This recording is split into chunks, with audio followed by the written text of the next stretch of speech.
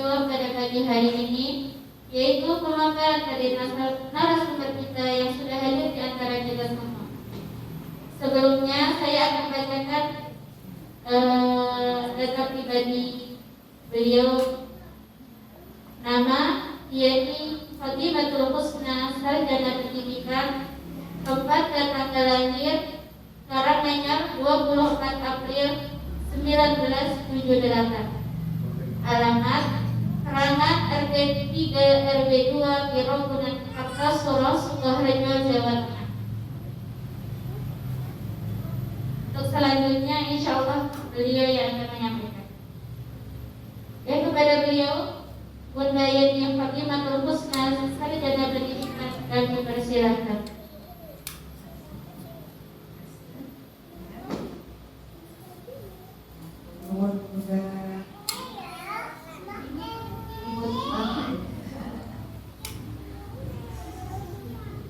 Bismillahirrahmanirrahim. Assalamualaikum warahmatullahi wabarakatuh.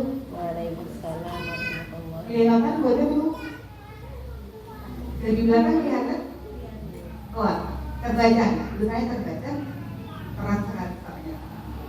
Oke. Alhamdulillahilladzi bi ni'matihi sholihan. Alhamdulillah. Asyhadu an la ilaha illallah wa asyhadu anna Muhammadar Rasulullah. Rabbi shrah li sadri wa yassir li amri wahlul 'uqdatam min lisani yafqahu qawli. Ya Allah, suasananya tidak panas dan tidak terlalu juga sejuk. Insya Allah bisa juga menjadi doa untuk kita, hati kita semua hati juga sejuk, disejukkan oleh Allah, bisa menerima nanti kita sharing belajar. Kita ya Bu, alhamdulillah matur nuwun Fitri dan dengan bunda guru di KBIT Banyu Bening. Saya itu kok tahu, jadi saya kira tempatnya Banyu Bening, rumah sakit Banyu. Sudah diperkirakan sampai sana jam 8 kan? Nanti soalnya masih masakan sini dan lain-lain, jadi jam 7:15 berangkat. Terus dicek lagi, karena maksudnya saya ada gangguan belajar. Gangguan belajar itu salah satu kondisi anak berkebutuhan. Kelihatan belum? Kelihatan. Jadi kadang kalau membaca itu persepsinya suka salah-salah. Tetapi Allah menakdirkan menjadi pengelola sebuah sekolah yang di situ kemudian saya belajar ternyata ada yang namanya kondisi anak berkebutuhan khusus, ada yang namanya ADHD. Sudah pernah dengar Bu? ADHD itu anak hiperaktif lah namanya gitu ya. Saya ADHD. Saya mungkin masih kecilnya nggak bisa diam. Kalau sekarang ya nggak bisa diam, iya. Begitu, jadi macam-macam yang di depan kita itu kita juga nggak tahu Allah menakdirkan seperti apa. Saya punya PAUD, alhamdulillah di rumah. Seiring berjalannya waktu belajar tentang anak berkebutuhan khusus, kok saya merasa ini kok kayak anak-anak saya. Lalu kita konsultasikan ke dokter, minta diagnosa, jeder semuanya kondisi yang sudah besar, akan terlambat penanganan, terlambat kita mengetahui, semua sudah berat. Disleksia dan ADHD-nya. Padahal tidak tahu. Oh, anak saya itu kok tahunya dari mana? Ketika suatu hari yang kelas 5 SD, kelas 5 SD. Kalau lari, udah aku mau EO. Kalau cebol itu pakai tangan yang mana? Kelas 5 SD Bu. Saya seorang ibu yang saya juga nggak pendiam, saya cerewet dari kecil. Oh mandi, oh cebok pakai tangan kiri, oh makan pakai tangan kanan, saling pakai tangan kanan, semua sudah diinformasikan. Tapi ternyata ada salah satu kondisi pada anak berkebutuhan khusus itu yang lupa-lupa dengan arah, dengan tangan kanan, tangan kiri. Jadinya baru tahu setelah mereka dewasa, saya informasikan, saya tanyakan ke dokter, akhirnya oh ini ada kondisi yang namanya disleksia. Nah kita kan nggak tahu, alhamdulillah panjenengan semua hari ini berkumpul, kita mau tahu tentang proses terbentuknya kecerdasan. Lalu hubungannya apa nanti dengan kondisi anak-anak kita? Oh, berhubungan sekali, Bu. Sedikit informasi, misalnya ada dua anak, A dan B, usianya 8 tahun sama-sama belum bisa baca, sama-sama jalannya tidak lurus, kadang jatuh. Tapi yang satu bisa mandi, bisa pakai baju sendiri, yang satu masih dipakaikan. Dan setelah diteliti, yang satu dia kalau diajak ngomong bisa menyelesaikan tugas, dia bisa menyelesaikan masalah, yang satu tidak. Ternyata dicek IQ-nya yang satu tinggi, yang satu rendah.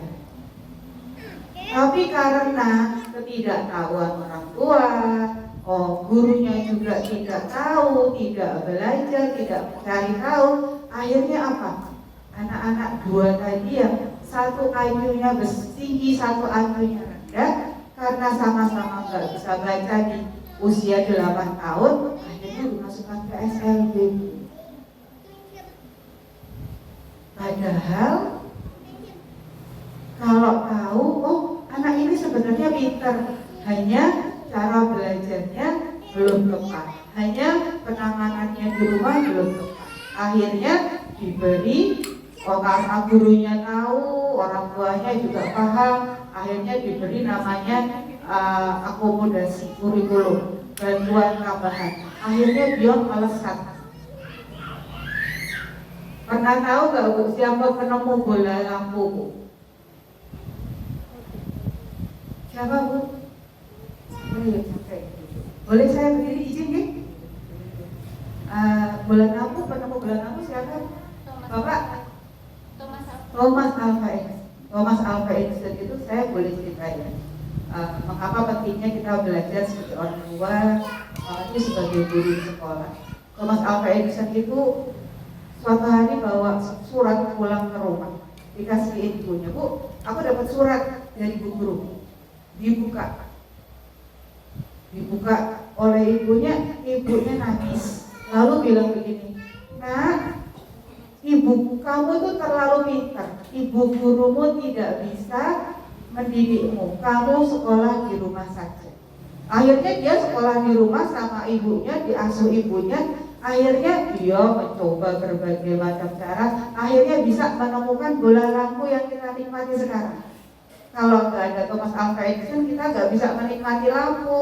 Ini tidak ada LCD, tidak ada laptop, HP buat ngecas nggak bisa. Suatu hari ketika dia sudah dewasa, ibunya sudah meninggal, dia bersih-bersih loteng, Bu. Bersih-bersih loteng, menemukan surat yang dari sekolah dulu itu, dibuka.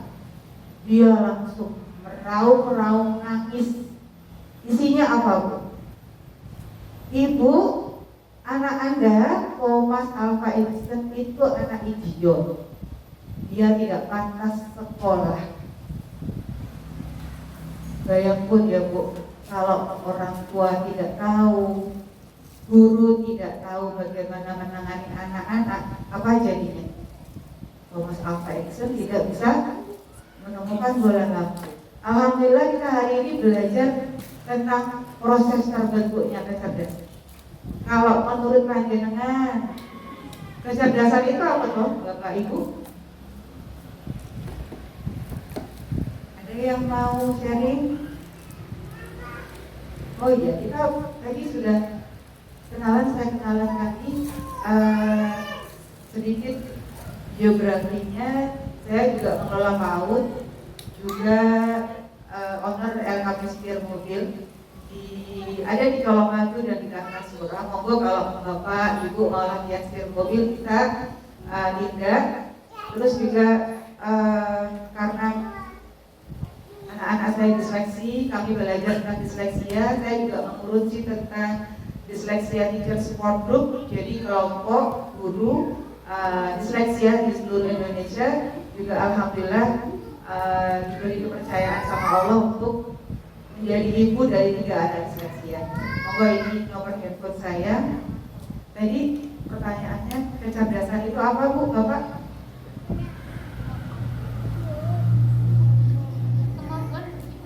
Kemampuan berpikir, betul. Ada lagi? Ada lagi? Kok panjenengan bilang, wah anak ini cerdas. Itu ketika anak ngapain? Kalau guru, kalau ini panggilnya Ustazah atau Bunda? Bunda. Kalau Bunda guru di KBD Banyuwangi, kita melihat ada kan sering ya, anak-anak ngobrol, anak-anak main, anak-anak di kelas. Panjenengan terus gantian, oh anak ini cerdas. Kalau mereka ngapain? Iya. Oh anak ini cerdas ini. Ketika mereka bagaimana? Untuk dengan cerdas itu bagaimana? Mereka sudah bisa memecahkan masalah ketika sedang bermain. Memecahkan masalah. Ada lagi? Betul. Memahami ketika sedang belajar. Betul, memahami ketika sedang belajar, memahami instruksi gurunya. Ada lagi? Mungkin sedikit menambahkan gitu. Boleh, monggo. Menurut saya kecerdasan anak itu bagaimana dia bereaksi, Merespon. Iya, merespon betul. apapun yang datang dari lingkungan. Iya, betul. Merespon. Problem solving. Ada masalah dia bisa menghadapi. Proses berpikirnya seperti anak-anak seusianya. Itu yang dinamakan kecerdasan. Boleh. Hari ini kita akan sharing tentang harapan orang tua, guru, sedikit mengenal PAUD. Kalau kita mau mempunyai anak-anak PAUD, PAUD itu apa sih Bu? Nanti saya ngomong PAUD, panjenengan belum doa. Berikan anak usia dini. Anak usia dini itu usia berapa? Usia dini usia berapa? Balita mau, ayo. Balita itu 0 sampai 3 tahun. Ada lagi Bu, kalau di undang-undang 0 sampai 6 tahun itu anak usia dini. Tapi kalau menurut Organisasi Kesehatan Dunia sampai 8 tahun. Kita akan membicarakan tentang definisi kecerdasan, macam kecerdasan, faktor yang mempengaruhi, dan proses terbentuknya serta bagaimana memberikan stimulasi. Baik, saya mau tanya dulu, kalau panjenengan punya putra putri, mungkin Bapak, kalau nyuwun sewu boleh dikawasi mikrofon yang mau menjawab, panjenengan punya harapan apa sih ketika mempunyai seorang putra atau putri? Yang paling dekat aja, ketika panjenengan ada anak usia dini di rumah, mempunyai anak usia dini di rumah, harapan panjenengan sebagai orang tua itu apa? Monggo ada yang sharing.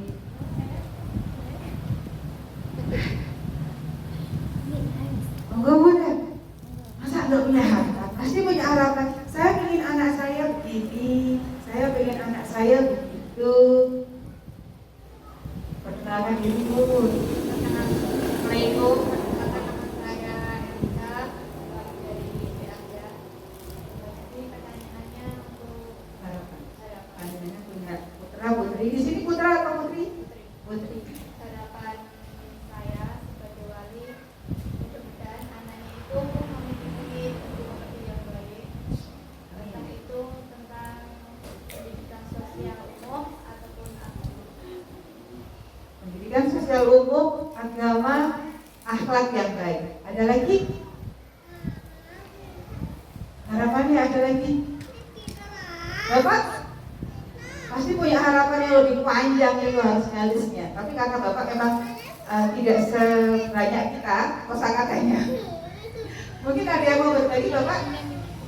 Ini keren banget ada bapak-bapaknya. Ayah itu sebagai kepala sekolah di rumah berarti mempunyai kurikulum yang lebih lengkap daripada seorang ibu.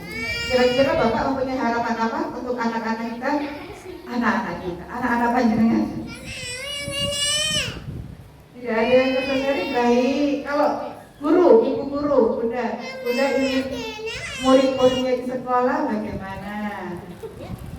Oh bisa diwakili satu boleh. Oh ada?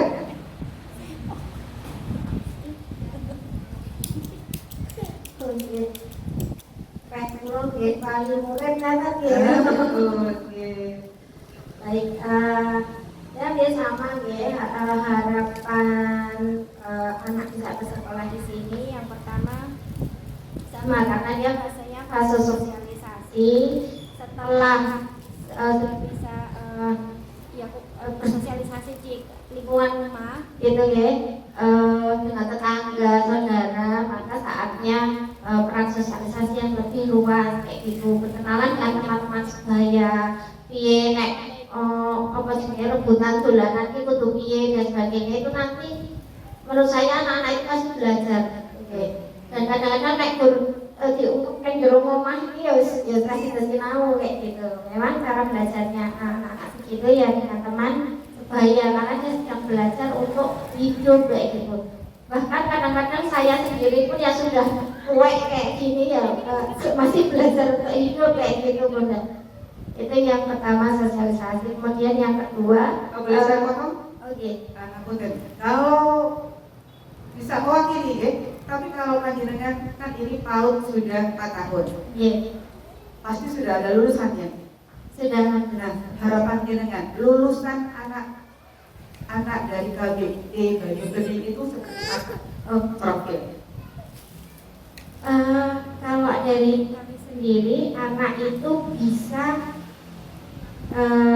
mengenal dirinya sesuai dengan tahapan usianya. Karena seperti kata Ali bin Abi Thalib radhiyallahu anhu, orang yang mengenal dirinya maka dia akan mengenal Tuhannya, kayak gitu. Jadi kayak fitrahnya anak segitu tuh kenal dirinya sampai seberapa kayak gitu. Jadi tentang persiapan dia ke SD termasuk harapan dirinya, termasuk pendirian seperti kemandirian. Ada lagi kalau orang tua Bu, mungkin dikembalikan ke wali murid lagi. Oke, ada memang beberapa wali murid yang rata-rata termasuk kemudian persiapan ke SD itu kepengennya sudah bisa baca, tulis dan hitung. Salis tuh, betul. Itu memang rata-rata orang tua memiliki harapan seperti itu. Antara orang tua dan guru sama, kepala sekolah tidak sama. Oke, sama kan? Panjenengan ingin kalau lulus TK nanti bisa hitung, karena kita tahu kurikulum di SD sudah mewajibkan harus bukunya tebel-tebel Bu, bisa baca semua. Sekarang materi-materi yang dulu zaman saya diajarkan di SMP sekarang diajarkan di SD. Sama, itu harapan-harapan kita. Selain karakter yang baik, kita juga ingin anak-anak nanti siap di SD-nya. Iya kan? Pasti itu harapannya seperti itu. Padahal ternyata aspek-aspek perkembangannya sama yang sudah disebutkan Bu Fitri, Bunda ngapunten dari siapa? Erika. Bunda Erika itu ternyata ada kemampuan untuk merespon yang baik, akhlaknya yang baik, sosial emosional, Masya Allah. Nah kalau kita mempunyai anak PAUD, ini gambar apa Ibu? Saya harus gambar apa? Otak ya, otak anak-anak kita ya. Allah Ibu menciptakan otak itu hanya sebesar ini Bu, sebesar tangkupan tangan kita. Saking empuk kayak jelly itu jadi. Oh, adik-adik, maaf. Ini loh, ini nanti kalau ke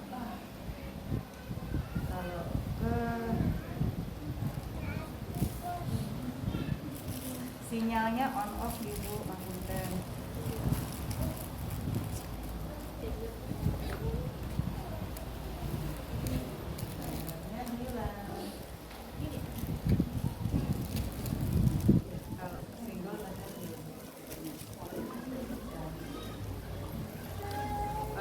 Sini aja yang di wajah.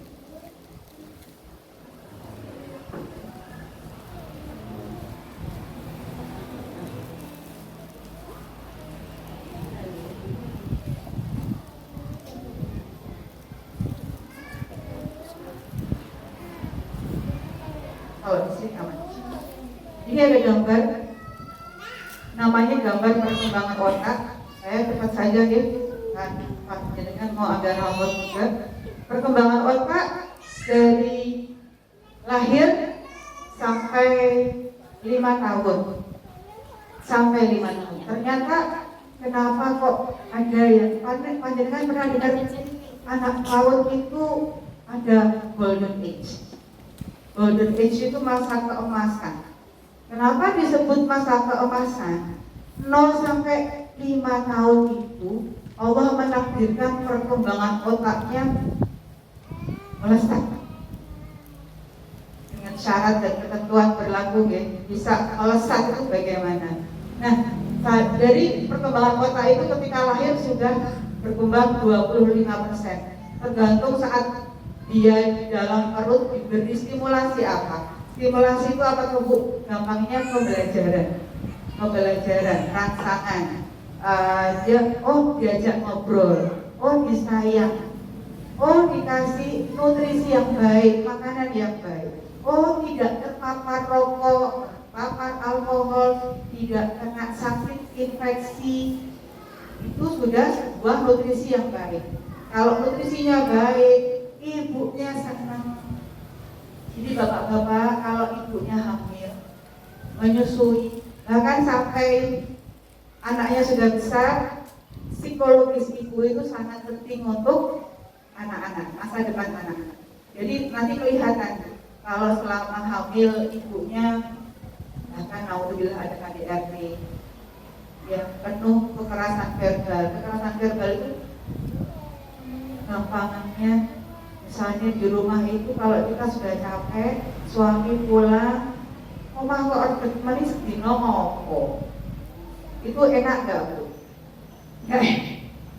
Ada umek sana, umek sini, pekerjaan yang 24 jam gak selesai gitu Bu. Angkat tembok, kompor, kasur, spray ya, itu bikin stres. Tapi terlalu suami datang, ya mas sedino ngopo, kok aja Masya Allah. Itu kayak bagaimana gitu ya. Nah itu juga mempengaruhi psikologis emosi seorang ibu. Nah kalau dia nanti terpapar dengan emosi negatif terus selama dia kehamilan, anak yang dilahirkan bahkan sampai dewasa mempunyai emosi yang negatif, mudah tersulut atau mudah baper atau mudah gampang tersinggung. Nanti itu ternyata banyak diteliti hasil dari psikologis orang tua ketika masih anak-anak masih dalam kandungan. Jadi 20% asal selama dalam kandungannya baik. Sampai 1 tahun otak anak berkembang bisa sampai 70. Sama dengan nutrisi, dengan stimulasi, banyak diajak ngomong. Gak perlu banyak diajak ngomong, banyak diajak ngomong, banyak diajak baca buku, mengenal banyak orang. Itu penting sekali. Sampai 70% otaknya berkembang. Sampai 3 tahun, kalau kita mengenal 1000 hari pertama kehidupan, Posyandu diterangkan juga 1000 hari pertama kehidupan itu sampai 2 tahun. 2 tahun itu bisa sampai 90 sebenarnya. Ini malah agak lama. Tapi yang terbaru itu sampai 2 tahun itu sudah sampai 90%. Jadi kalau masih anaknya di bawah 2 tahun, banyak diajak ngobrol.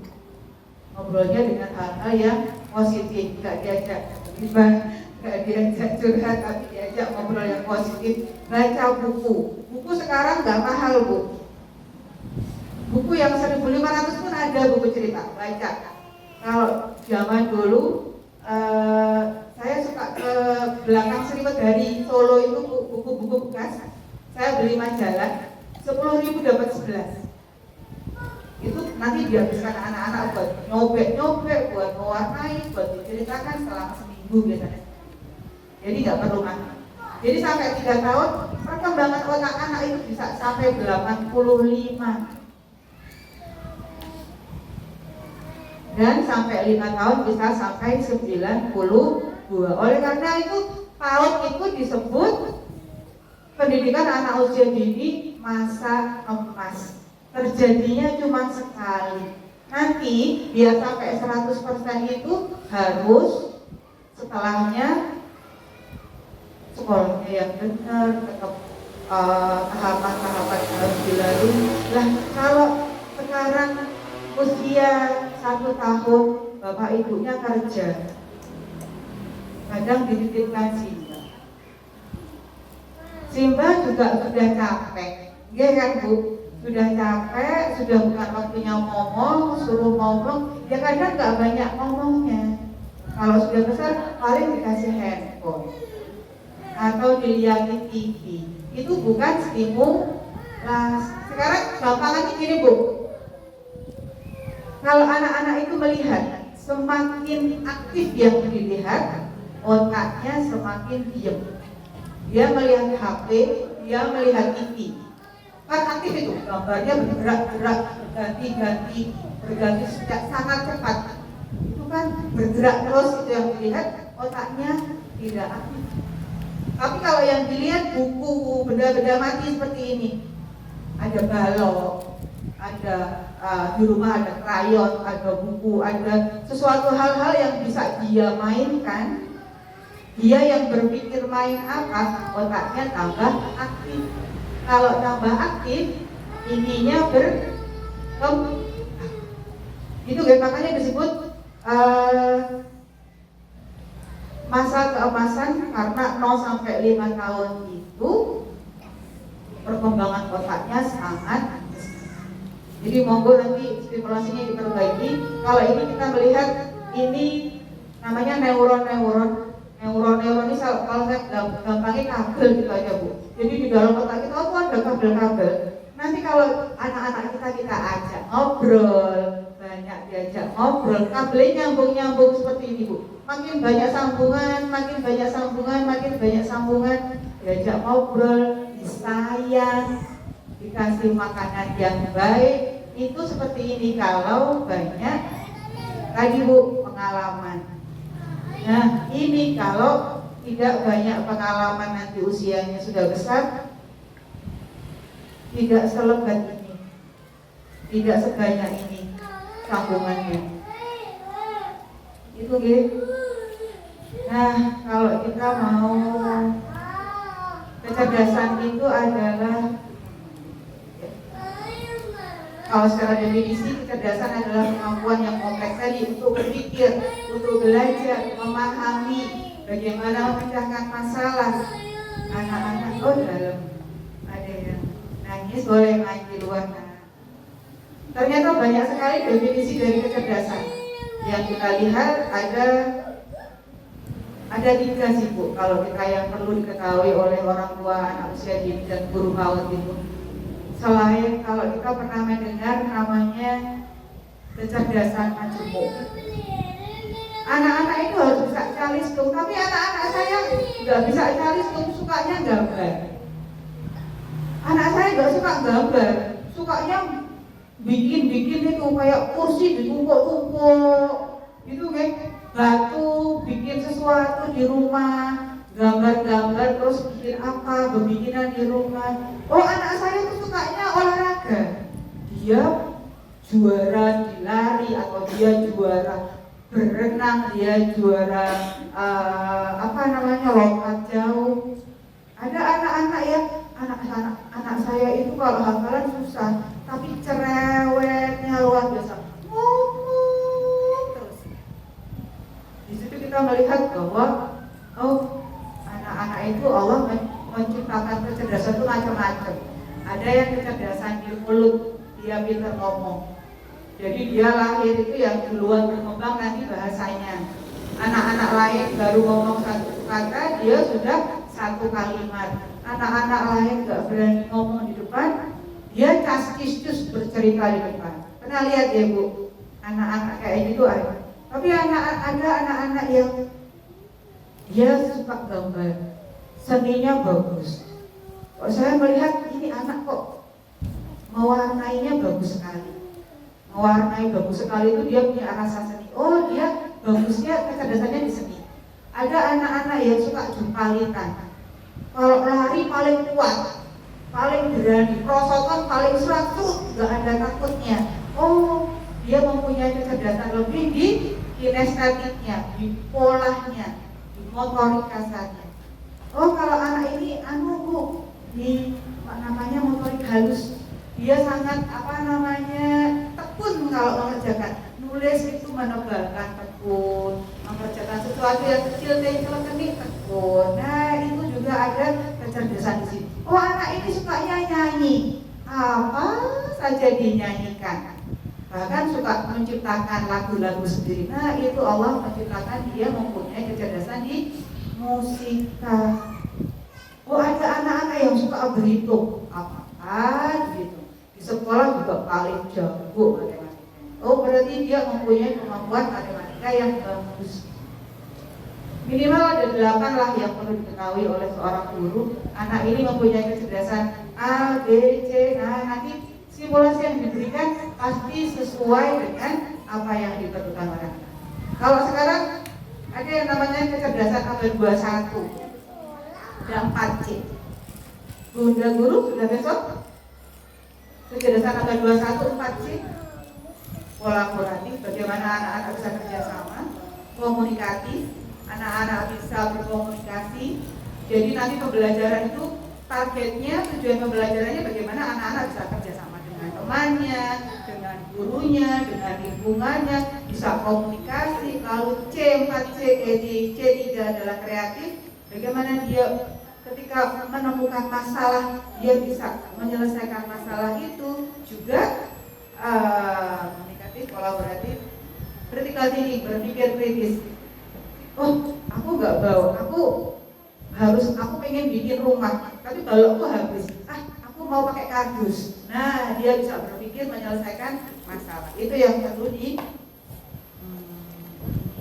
tadi yang Bunda bilang, pengen anak yang punya kecerdasan berpikir. Ternyata kecerdasan itu ada 3 yang harus distimulasi secara kognitif, cara berpikirnya. Bagaimana? Sekarang panjenengan juga sedang menstimulasi daya pikir panjenengan, kognitif. Jadi kalau nanti menerima rapot, pasti ada tulisan kognitif. Itu apa loh Bu Guru? Kalau belum tahu, monggo nanti ditanyakan. Jangan cuma terima tanda tangan, foto, ampun.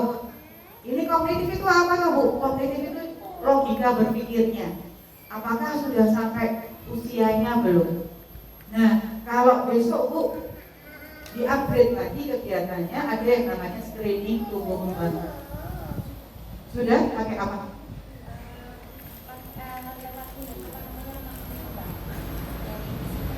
Oh, Masya Allah, itu sudah keren banget. Nah, kalau di rumah bisa pakai KPSP kan? Lembarnya ada 10 pertanyaan besok. Belum Bu, soalnya langsung sama fisik. Oh begitu. Hasilnya apa? Hasilnya seperti apa? Maksudnya banyak kan bisa cerita hasilnya kayak apa? Hasilnya lebih ke ini ya, kayak ada range gitu. Range usia mental sudah terpenuhi. Ini Bu. Jadi usia kita itu 2 macam. Ada usia kalender yang panjenengan usianya berapa? Oh 30. Anak ini usianya berapa? Oh 2 tahun. Itu namanya usia kalender. Dihitung sejak dia lahir. Dan ada juga usia mental. Nah, yang dihitung, kalau saya tidak salah ya, seharusnya kalau di fisioterapi untuk mengukur usia perkembangan itu namanya usia mental, usia perkembangannya. Nah, kalau anak 2 tahun itu harusnya minimal, kalau usia mental itu secara bahasa minimal harus sudah bisa ngomong 2 bahasa. Aku haus, aku ini, aku makan, itu harus sudah bisa. Itu standarnya. Itu yang diukur di KPSD secara bahasa, motoriknya, geraknya sudah sesuai belum? Kalau 5 tahun misalnya yang ditanyakan nanti ada 10 pertanyaan. Anak ini sudah bisa berdiri 1 kaki 10 detik belum? Kalau belum, cetak belumnya. Terus sudah bisa ditanyain buku itu dari apa? Dari kertas, dia sudah bisa jawab. Coba taruh tas ini, handphone ini di depan, taruh di belakang, taruh di samping. Itu tes-tesnya. Coba cari warna merah, cari warna hijau. Kalau dia bisa semuanya, berarti usia perkembangannya, usia mentalnya sama dengan usia kalendernya. Tapi ada Bu, coba kamu melompati meja ini bisa nggak? Misalnya gitu ya. Dia nggak bisa, Vietnam tidak. Coba yang namanya binatang kuda itu punya poin berapa? Dia nggak tahu. Centang tidak bisa. Akhirnya centang tidaknya minimal ada 3 lah. Oh nggak bisa, mundur lagi Bu usianya. Sampai di usia misalnya dia usianya 5 tahun, tapi usia mentalnya ya jawabannya ada di 4 tahun, berarti usia perkembangannya ada di 4 tahun. Itu nanti stimulasinya sesuai usia perkembangan. Jadi walaupun usianya 6 tahun, kalau usia mentalnya di 4 tahun, ya stimulasinya di 4 tahun. Bisa mencar nggak? Tergantung stimulasi di rumah dan di sekolah. Jadi yang perlu dilihat bagaimana anak sosial, emosional, fisiknya. Nah, kenapa kok dilihat anak-anak itu yang paling berkembang di PAUD, usia dini itu fisik sama emosinya dulu. Yang penting anak-anak itu kebutuhan pecicilannya terpenuhi dan senangnya terpenuhi. Ya, kalau anak-anak kita di usia dini kok pecicilan, panjenengan senang mawon Bu, tenang. Asal di tempatnya ya Bu. Kalau pecicilan di rumahnya orang ya ampun diberitahu. Tapi kalau dia suka manjat, suka berguling-guling, usianya masih usia PAUD, ya bagus. Karena mereka masih butuh mematangkan semua otot dan tulangnya. Jadi kalau anak-anak saya tuh di rumah suka nyobek, padahal ternyata nyobek, ngeremat, itu persiapan mereka mempunyai kekuatan menulis. Di SD nanti kan hanya duduk, manis, tulis, lama, banyak gitu. Kalau anak-anak otot sama tulangnya belum kuat, dia nanti tidak betah belajar lama. Jadi kalau mumpung anak-anak sekarang kok pecicilan, itu bagus. Jadi saya kemarin senang lihat statusnya Bunda Fitri pembelajaran jalan-jalan. Oh anak Jarno aja dilihat sambil diawasi ya. Oh itu loh, itu pohonnya tinggi. Ini pohonnya daunnya lebar, daunnya warnanya hijau. Itu semua sudah sekolah, sudah belajar. Di sini dikasih tikar yang empuk buat berguling-guling. Anak-anak lomba merangkak, lomba guling-guling, itu semua menguatkan otot badannya. Dan itu semua untuk menjadi stimulasi agar anak-anak menjadi cerdas. Ya, faktor-faktor yang mengaruhi apa? Pasti genetik. Genetik itu sudah bawaan lahir yang Allah kasih. Sama seperti tadi saya matur, saya ada gangguan belajar namanya disleksia dan ADHD. Itu Allah yang kasih dari lahir. Jadi kalau tadi panjenengan lihat kabel-kabel, anak-anak dengan gangguan belajar itu kabelnya beda jalurnya. Kalau saya mau ke sini lewatnya Banyu Bening. Oh mungkin kalau orang-orang tidak ABK lewatnya Mangu. Itu beda lagi. Jadi nanti cara berpikir dan lain-lain, makanya anak-anak itu berbeda-beda. Karena memang saluran otaknya juga sesuai potensi yang diberikan oleh juga lingkungan.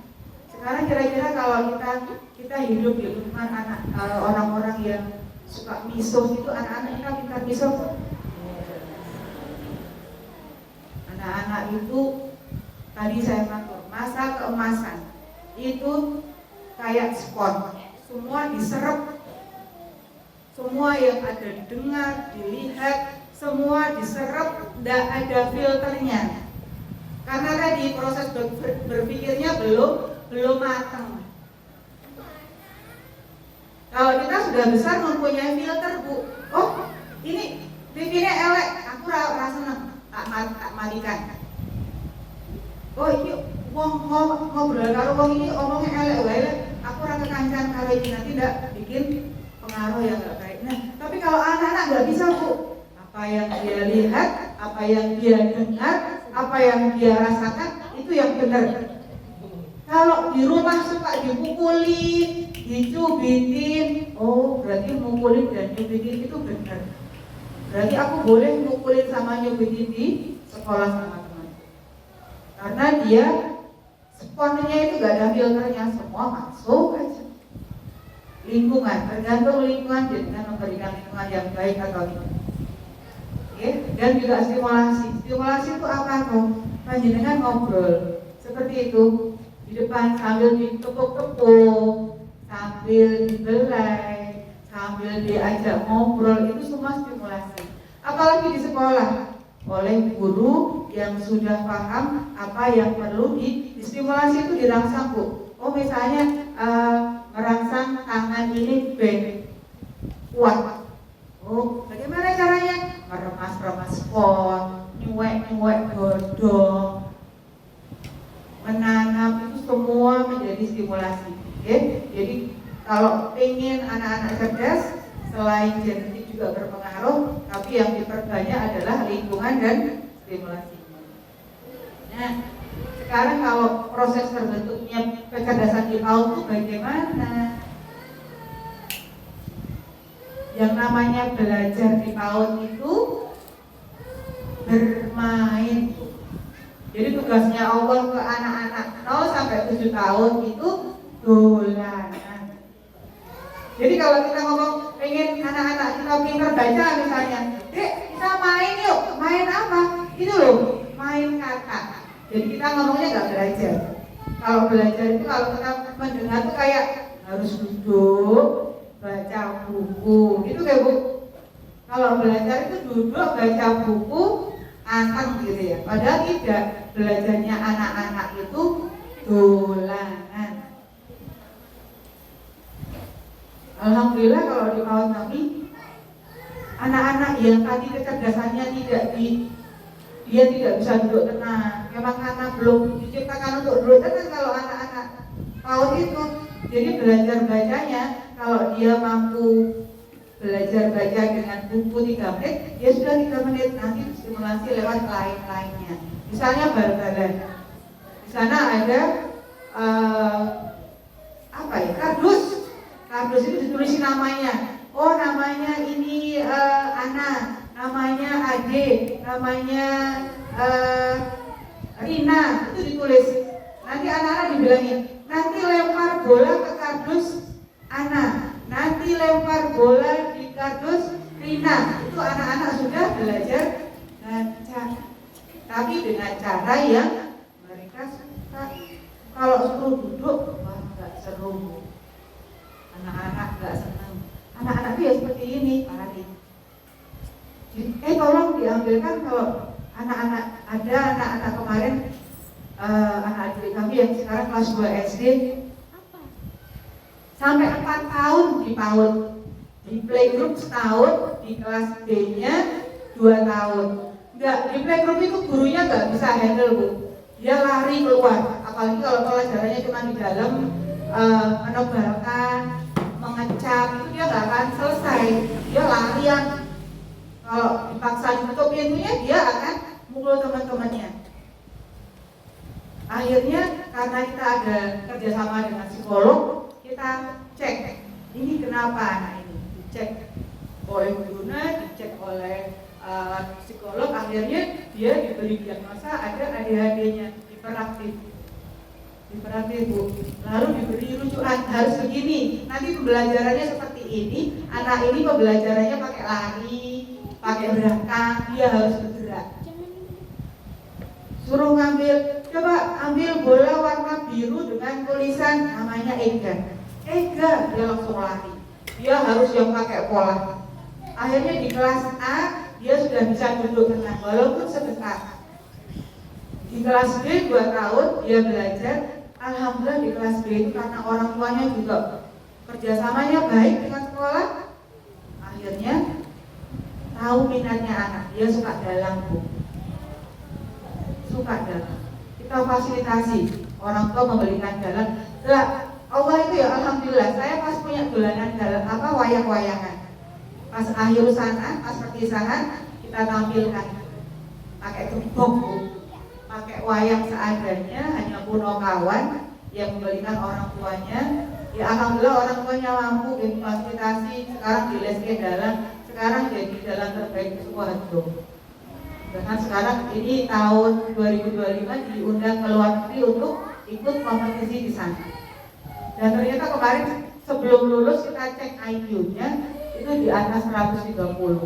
Itu sudah hampir jenius. Bayangkan deh, jadi IQ nggak perlu pinter untuk nggak mau belajar. Kalau anak-anak kita nggak belajar itu belum tentu tidak pinter. Banyak anak-anak yang pinter bisa belajar. Sekarang dia sampai kelas 2 itu juara 1 terus, nilainya nggak ada yang kelas 10. Padahal dulu di kelas A, di kelas playgroup kerjaannya pelayan di luar, ngumpulin temannya, ngumpulin gurunya. Tapi karena satu, bu gurunya belajar bagaimana menghandle anak dengan kondisi ini, sekolah juga memfasilitasi, orang tuanya juga bekerja sama dengan baik, akhirnya potensi anak-anaknya muncul. Itu jadi belajar itu bermain. Monggo kalau kita ngajak belajar kalimatnya diganti.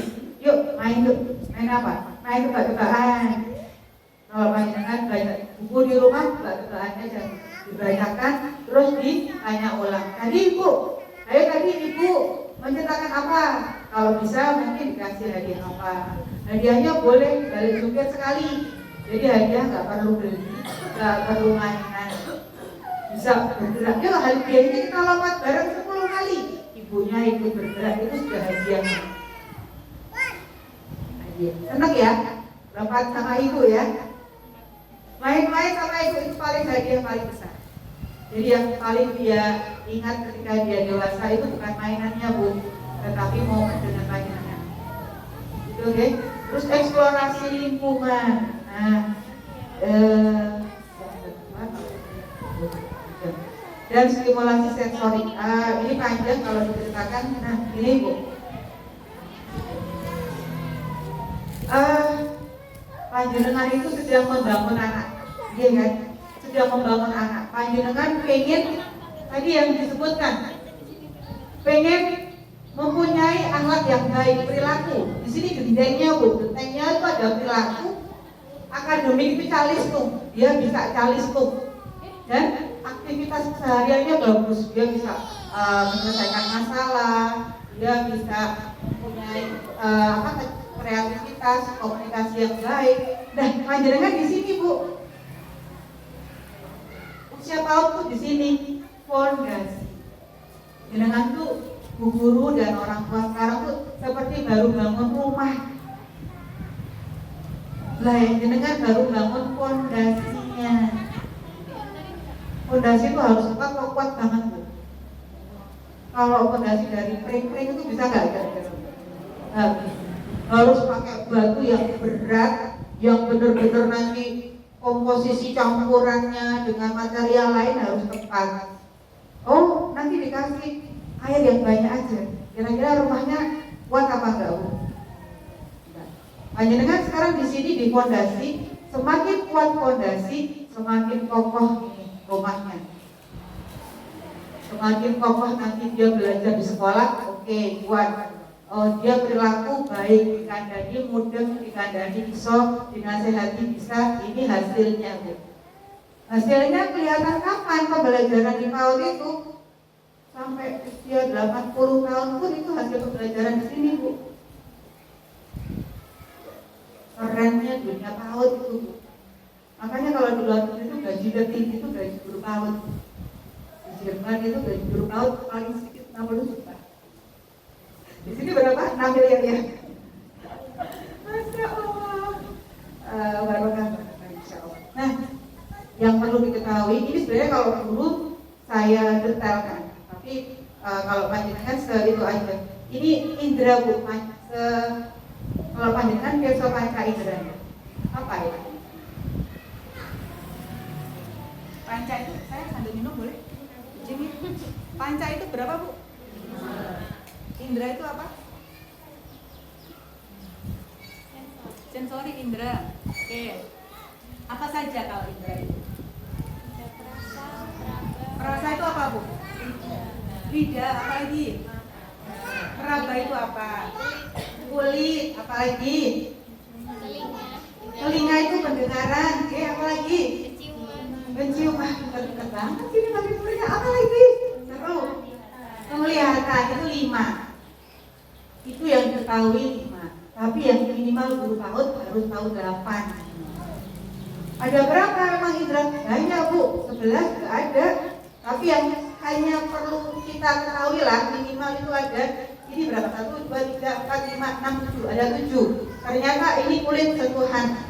Kulit peraba, pembauan, hidung, penglihatan, mata, pendengaran, telinga, perasa tadi apa? Lidah.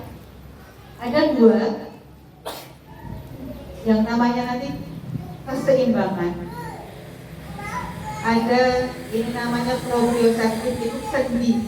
Sekarang kalau panjenengan itu, oke, kita lihatnya dokter itu kalau panjenengan ke dokter itu keluhan panjenengan apa kalau periksain anak biasanya?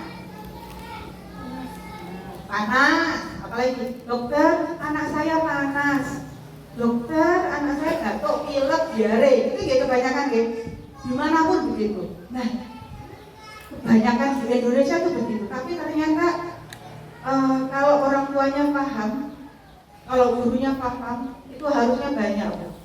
Keluhannya, dokter, kok anak saya usia 5 tahun belum bisa berdiri 1 kaki, kok masih jatuh. Itu namanya keseimbangan dan kekuatan sendinya belum berkembang baik. Nah itu yang dikembangkan di PAUD, di rumah juga panjangkan. Jadi caranya bagaimana? Kan di rumah nggak ada mainan gampang Bu. Biarkan mereka mengerjakan apa yang mereka harus kerjakan sendiri. Makan sendiri Bu. Nanti lama ya nggak apa-apa. Makan sendiri ini menguatkan ini Bu, posisi tubuhnya. Oh, banyak loh Bu, anak-anak yang tidak berstimulasi dengan baik itu makan nggak sampai mulut. Makan, kadang banyak kita lihat anak-anak sudah besar SD makannya berceceran. Itu karena posisi tubuhnya belum terstimulasi, belum berkembang. Anak-anak SD kok belum bisa pakai baju sendiri, karena di rumah dipakein baju, dipakein kaos kaki, sepatu dipakaikan, kan biar cepat Bu, bukan. Tugas 0 sampai 7 tahun anak-anak mandiri. Mandiri pakai baju, mandiri makan, mandiri toilet trainingnya Bu. Cebok mandi di kamar mandi itu harus tulus. Caranya bagaimana? Ya biarkan mandi. Nanti ada waktunya kita bantu, pasti bantu ya. Gak mungkin anak-anak mandi sendiri bersih ya. Pasti dolanan banyu dan kita sabun. Pasti begitu. Tapi itu prosesnya. Anak saya SD kelas 2 aja ngabisin sabun Bu. Tahu-tahu sabun 1 botol buat bikin mainan di kamar main. Nah kalau yang kita lihat monggo Bu, bunda-bunda guru, indranya diaktifkan. Caranya bagaimana? Semua permainan sebisa mungkin menstimulasi sebanyak mungkin indra. Kalau cuma duduk menebalkan, itu yang terstimulasi apa? Mata sama kadang peraba, tangan sama kuping. Tapi kalau di luar Bu, layon, ambilkan batu, sudah pakai bahasanya terstimulasi. Lempar ke sana, posisi tubuh, gerak keseimbangan itu semua kena. Kalau anak-anak nggak seimbang, melempar aja jatuh Bu, nggak kuat. Tapi kalau anak-anak, pakai ancang-ancang itu berarti posisi tubuh sama namanya, kalau saya biasa menyebutnya vestibular ya, jadi nanti kalau sama guru saya pakai istilah-istilah, tapi kalau sama orang tua tidak usah, yang penting keseimbangan. Kalau jenengan membiasakan anak-anak pakai celana sendiri, itu keseimbangannya akan terstimulasi. Tapi kalau jenengan pakaikan anak-anak pegangan, enggak. Sampai besar juga anak-anak nanti gampang jatuh. Memang ini ngaruh banget Bu. Ini mengaruh ke yang namanya estimasi, perkiraan. Oh, perkiraan itu misalnya aku harap lompat neng kono, kira-kira tenaga yang tak keluarkan besar atau kecil, itu sudah perkiraan. Ini semua nanti berpengaruh ke matematika, bahkan berpengaruh pada empati dan lain-lain. Bayangkan ya Bu, hanya menstimulasi ini. Jadi anak-anak itu kalau keluar, kalau jenengan nyuci, kasih aja Bu baju yang kecil, kasih ember kecil, kamu yang nyuci ya Dek. Tangannya itu Bu senang banget, kulitnya juga kena, senangnya juga kena, deket ibunya juga kena, berarti emosinya terpenuhi. Sekali lagi, yang berkembang di usia PAUD, emosi dan gerak dulu. Emosi itu biar apa? Dia punya namanya gampangnya kantong kasih sayang. Penuhi Bu, kantong kasih sayang, disayang-sayang tanpa hukuman. Tapi bukan dimanja tapi tanpa hukuman. Misalnya diajar pakai celana sendiri ya. Hari ini kalau pakai celana sendiri nanti dapat hadiah. Main sama bunda 1 jam. Oh, main nanti dibacain buku cerita. Pakai baju sendiri, makan sendiri, itu semua sudah merupakan aktivasi. Nah ini nanti buat apa? Ini fondasi untuk ini Bu, tembok rumahnya. Ada perencanaan gerak motorik, mengenal bagian tubuh, kekuatan postur tubuh. Kalau ini nanti kuat, sudah di stimulasi, sudah diajari di TK, di SD kuat, anak-anak nanti bisa namanya fokus. Jadi jangan sampai panjenengan sampai guru ini nggak bisa konsentrasi, nggak fokus guru belajar. Usianya berapa? 5 tahun. Nah ini sudah terstimulasi belum? Kalau ini belum distimulasi, ya jangan minta konsentrasi. Jangan minta konsentrasi. Anak nggak akan mampu konsentrasi, atensi, perhatian, nggak bisa.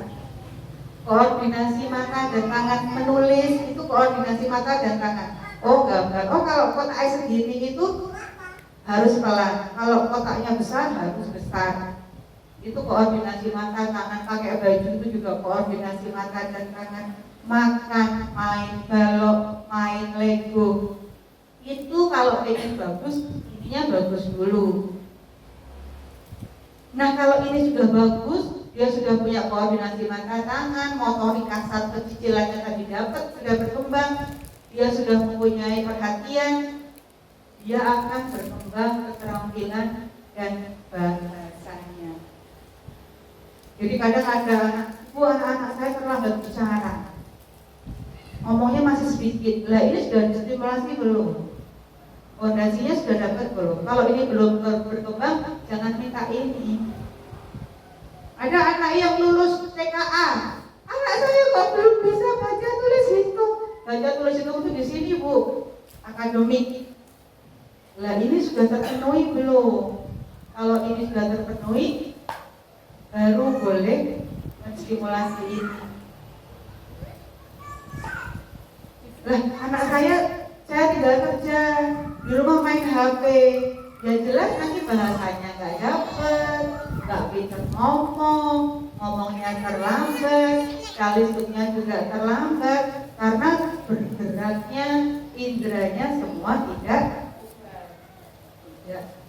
terpenuhi kebutuhannya. Ini sebenarnya piramida belajarnya itu ini. Kalau ingin lebih lengkap, ini kalau guru mungkin saya ini di sini Bu. Jadi dari masa kehamilan tadi, terus refleks itu kalau kagetan Bu. Kadang kalau bayi itu suka begini ya. Kalau orang Jawa katanya karena apa Bu? Mitosnya karena apa? Belum digebrak. Padahal kagetan tuh refleks, iya itu nanti hilang sendiri. Asal distimulasi dengan benar. Enggak malah dibedong ini bu, dia nggak bisa bergerak. Kalau dibedong itu dia nggak stimulasi. Jadi kalau malah dengan dokter anak sekarang itu sebisa mungkin nggak pakai kaos tangan, nggak pakai gritong, ya kan bu, nggak pakai kaos kaki, biar tadi indera kulitnya itu banyak kena sentuhan. Coba ini adik masih refleks, misalnya tangannya dikasih jari, pasti langsung menggenggam, itu refleks. Langsung menyot, itu refleks. Itu nanti seiring berjalannya usia akan hilang. Jadi nggak perlu gebrak, nggak perlu disuuk, misalnya kayak gitu nggak perlu, nanti ada hilang sendiri.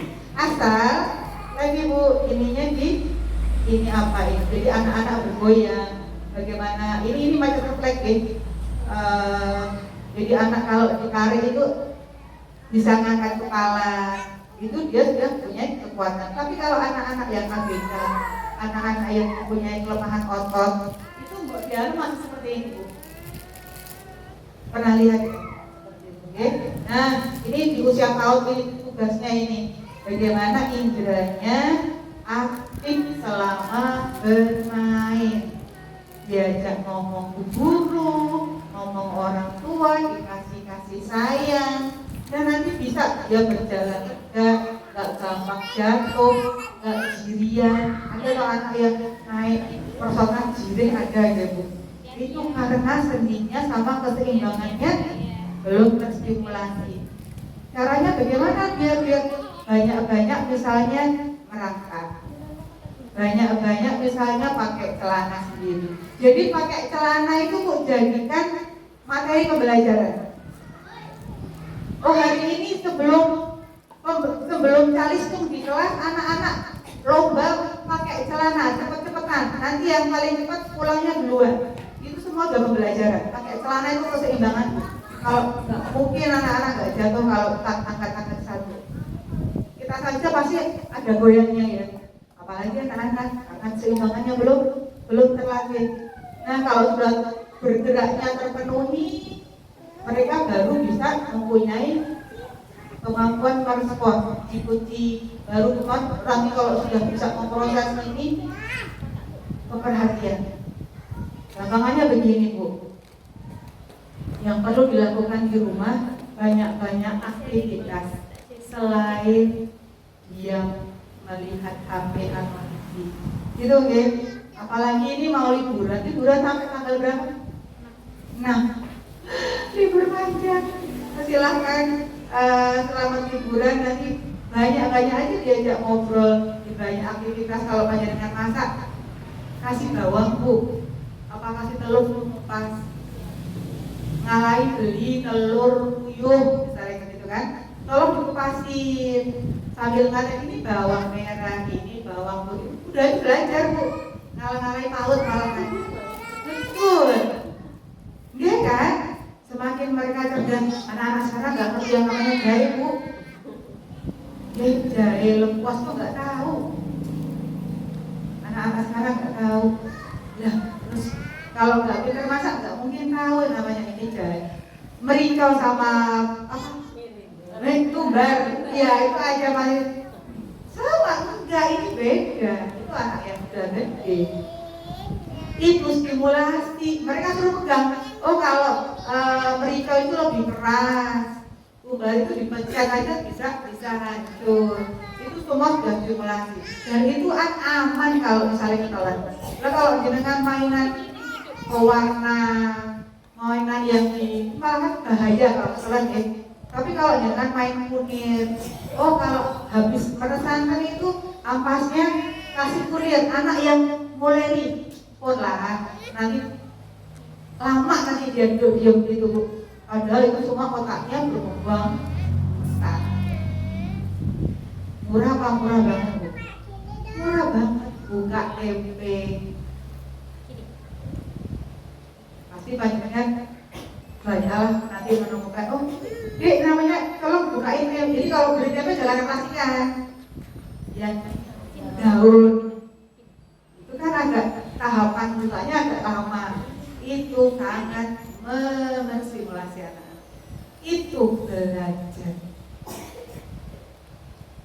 belajar banget. Mereka membuka daun satu persatu, itu juga melatih kesabaran. Kalau anak nggak sabar, digunting bu itu daun berat gitu. Oke? Cara mengembangkannya tadi sama yang seperti saya ngatur, dengan main dan tentunya dengan teladan. Adik, terus ada sholat. Ibu nonton sinetron. Nggak jadilah, itu nggak ada teladan. Teladannya orang tua HP-an. Adik nggak boleh banyak-banyak HP. Kita sambil begini. Ya nggak begitu juga, nggak jadi. Kalau ingin menjadi teladan ya kita dulu ajari. Oke, ini jamnya. Jam kita nanti main bareng. HP-nya dilepas. Minimal kita juga konsekuen dengan peraturan. Dukung minat bakat anak. Kalau anak-anak belum seneng calis tuh, sukanya pelayar, dukung balapan. Dek, tolong ambilkan tapi dengan lari lompat satu. Tolong ambilkan jemuran tapi sambil lompat mundur, atau itu semua sudah permainan banget. Permainan yang membentuk tadi, membuat fondasi rumah anak-anak kita kuat nanti. Anak-anak nggak mudah lumpuh nanti. Anak-anak nggak mudah baper. Bayangin sekarang anak SD bunuh diri karena putus dari pacarnya. Nah itu kalau saya anak SD kok sudah pacaran, sudah gampang baper, itu namanya apa bu? Lemah. Hatinya lemah, emosinya lemah. Itu kalau diruntut pasti ada sesuatu di masa tumbuh kembangnya. Di pautnya bagaimana? Oh, tontonannya film Korea, tontonannya sinetron, ya sudah. Tadi loh bu, lingkungannya seperti itu. Kalau lingkungan yang diberikan seperti itu ya sudah, dirinya seperti itu. Anak SD sudah kenal pacaran, ngapun dan bahkan kekerasan seksual sudah banyak ya bu. Anak TK sudah mengalami kekerasan seksual oleh temannya sendiri. Kok yo paham? Itu kalau dari handphone dari mana? Dari komputer, dari TV, dari PS dan game. Sekarang jahatnya lagi game yang katanya itu game anak-anak. Gamenya itu tentang sekolahan bu, anak-anak TK. Tapi isinya ternyata mengajari tentang homoseksual. Banyak sekali. Jadi nanti meningkat hadiahnya kalau menang bisa bermain hubungan suami istri. Jadi kalau kita nggak perlu khawatir, ada minimal ada pengawasan dari kita semua. Karena kita sudah membangun fondasi. Kalau kita pengen anak-anak kita tadi respon perilakunya baik, nggak gampang baper, orang gampang nesu, nggak gampang tantrum, pasti kita ini fondasinya yang bagus. Dengan kasih sayang pasti, apresiasi itu kita memuji anak ketika mereka berhasil, dan tentunya repetisi. Repetisi itu apa? Pengulangan. Dek, mandi, langsung berangkat gak bu? Kira-kira butuh berapa kali bu? Banyak, betul. Kalau nyuruh mandi aja butuh banyak, apalagi kalau kita pengen anak kita pinter, belajarnya harus banyak kali. Ini adalah sejol. Jadi terbentuknya kecerdasan itu harus dengan stimulasi dan repetisi. Repetisi itu pengulangan. Pengulangannya berapa kali? Ada yang anak diajari 3 kali sudah bisa, ada anak yang diajari ratusan kali belum.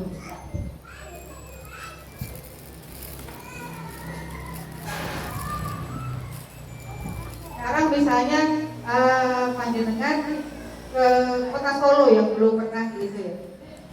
Jenengan kira-kira harus pakai map dulu kan bu? Ini aku harus jebong nih gedung wanita. Oh lewatnya kan dia harus tanya dulu. Itu jenengan dari rumah ke gedung wanita. Itu lewat sini, lewat sini, lewat sini. Akhirnya sampai. Itu sekali. Itu nanti yang kedua kira-kira sudah hafal belum? Belum tentu. Oh coba. Terus lewat sini. Makin lama garisnya makin apa Bu? Kalau sering ke sana? Makin tebel. Betul. Lama-lama nanti mungkin merem aja sampai. Karena sudah hafalnya, mungkin setiap hari kerja di sana, kerja di sana, ini kabel yang di dalam otak anak kita. Adik, ini bacanya aba sekali ya. Mungkin ada Bu, ini sudah tak ajari ikro. Sudah 10 kali, kok sampai ba terus. Padahal sudah 10 kali. Coba Bu 12 kali. Coba 13 kali. Caranya ganti. Caranya pakai apa tadi? Mungkin gambar pasir pakai jari. Yang gambar bukan pensil, tapi pensilnya Allah yang mahal ini, kulitnya kita.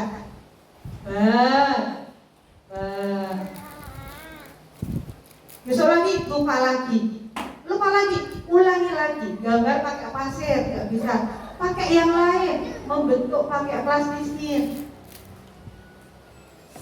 Bentuk dek, bentuk Nggak bisa Bu, bentuk pakai tali, bentuk pakai tutup ini, sampai dia akhirnya berapa kali? Tergantung nanti stimulasi yang diberikan. Semenyenangkan apa kalau panjenengan sambil muni-muni kaya ngene ae ora iso kok Dek. Sama saya juga begitu. Tapi ternyata itu bullying Bu. Bullying tapi dengan verbal, dengan omongan. Bayangin ya, bullying itu dosa enggak Bu? Dosa. Yang penting anak-anak kita yang pertama yang perlu diingat adalah mereka harus pakai bermain, pakai teladan, kantongnya kasih sayang di hatinya harus penuh, kasih sayang dari bapak, dari ibu, juga dari lingkungan harus penuh. Kalau ini sudah penuh, nanti di SD dia mandiri, di SMP dia mandiri, nggak sampai nanti SMA masih dioyak-oyak sholat, itu namanya belum mandiri. Berarti kantong ini masih kosong. Masih kosong. Banyak loh ya. Kadang kita mau mengungkapkan rasa sayang ke anak itu juga karena nggak biasa ya. Kalau orang luar negeri itu ngomong I love you itu gampang banget Bu, karena terbiasa mendengar orang tua ngomong I love you ke anak. Kita sering nggak ngomong sayang ke anak? Kalau masih kecil, kalau sudah besar, apakah masih ngomongkan kalau kita sayang? Tapi apakah mereka butuh Pak? Apalagi kalau sekarang orang jahat di luar itu gak harus jahat di perempuan kan Bu. Anak laki-laki itu dijahati. Homoseksual banyak, pedofili banyak. Alhamdulillah harus menyelamatkan anak-anak kita dari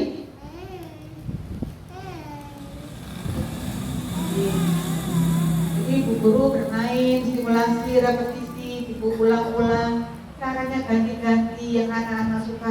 Anak saya tuh sukanya nonton SpongeBob, ya udah materinya kasih SpongeBob. Adik bikin SpongeBob dari plastisin, adik bikin SpongeBob dari tanah, monggo. Ya, itu bentuk kotak, itu sudah stimulasi semua. Walaupun sebenarnya film SpongeBob itu bukan untuk anak-anak Bu.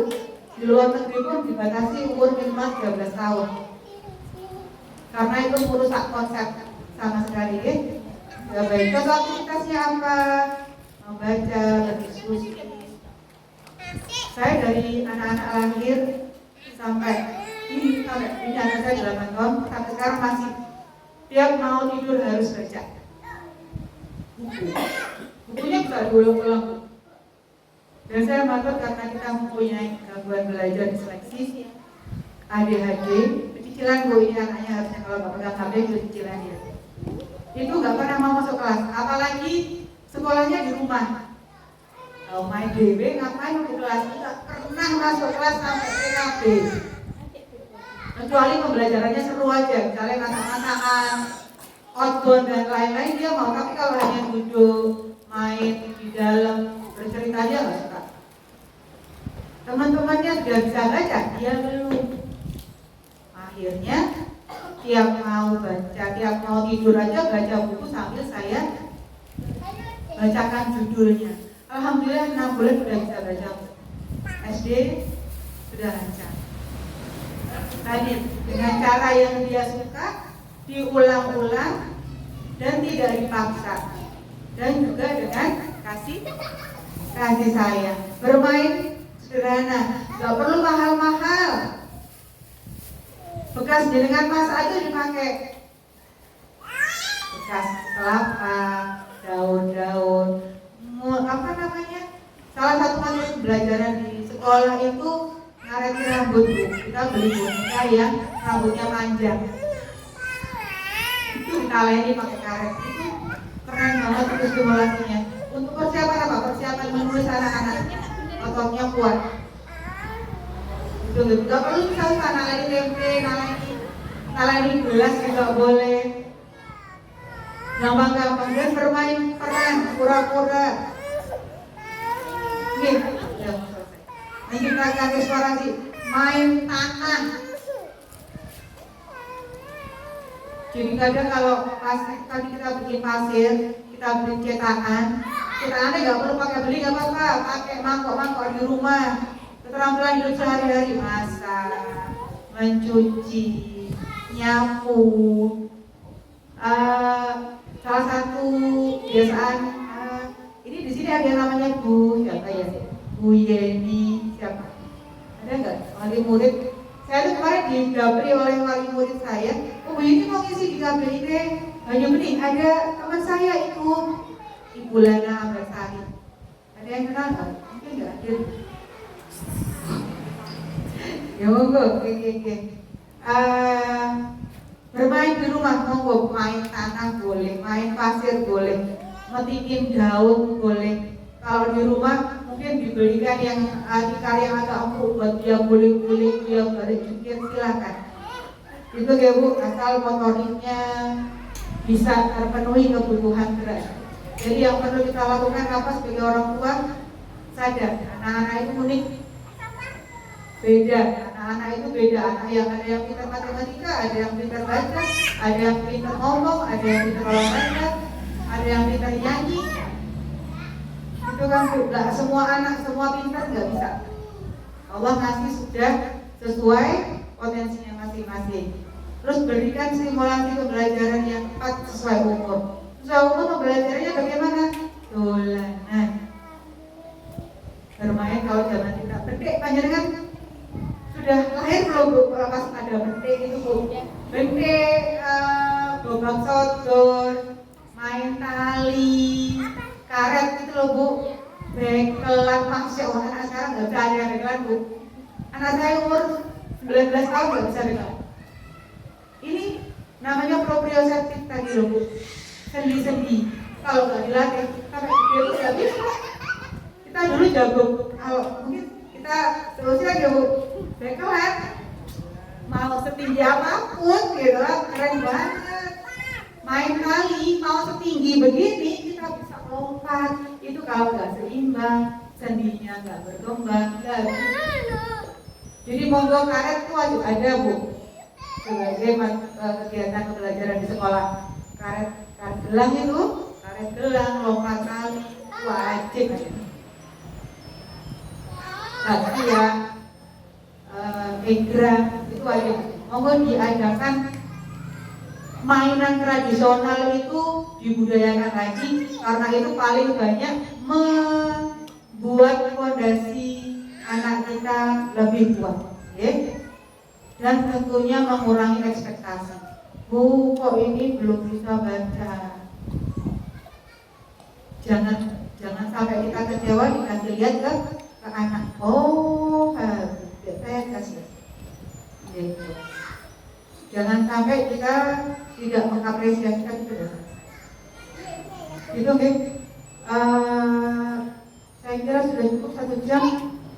Yang penting nomor 1, anak-anak kita belajarnya harus senang. harus senang. Kalau di rumah sudah dimarahin, diomelin, mangan atau entek, ket kabeh ngene, oh ibunya ngomel begini, dia berangkat sudah gak senang dulu. Di sekolah guring, iki ora iso diajari ping piro, ora iso sama iki piye to, udah itu udah anyel semua, anyel. Enggak mungkin dia nanti bisa masuk belajar. Panjenengan habis baik, suaminya wes janjian hari ini mundur ya 2 bulan, nggak senang sih. Bahwa ini nanti katanya mamanya kok kasih dan nggak senang lagi kalau tumpuan emosinya negatif. Kira-kira kalau misalnya kita belajar masuk nggak? Males aja Bu, udah. Harap saya paling harap banding kesel. Pahit doang gitu ya. Allah. Itu kalau emosinya negatif, apalagi anak-anak emosinya harus positif, harus penuh kasih sayang, itu baru bisa belajar. Jadi setiap anak lahir dengan keunikan sendiri, biarkan anak tumbuh sesuai dengan mereka sendiri, sejatinya mereka dengan rasa bahagia dan diterima. Apapun kondisi anak kita diterima, disyukur. Itu nih Bu.